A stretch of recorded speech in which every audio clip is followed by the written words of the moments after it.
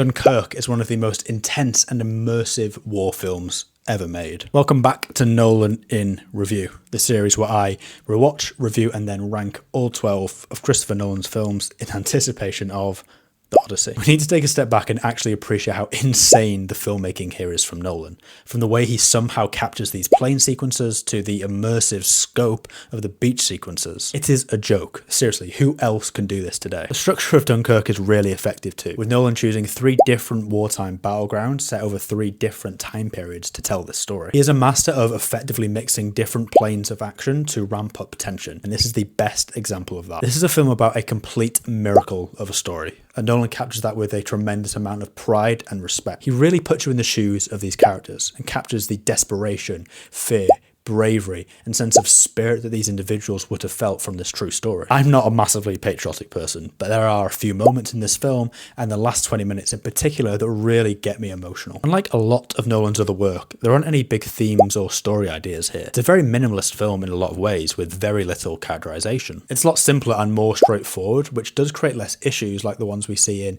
Inception and Interstellar from a story perspective. That also means the film feels quite impersonal and generally less interesting than a lot of his other work, in my opinion. But no doubt there is still a lot of incredible stuff in this film, so I'm going to give it a 4 out of 5 stars. Ranking this is tough because it has some truly incredible moments, but it does lack a lot of what I love from a Christopher Nolan film. So with that in mind, I'm going to place it below Interstellar but above Inception. Next up is Nolan's worst reviewed film, and the one I've actually seen the least in Tenet.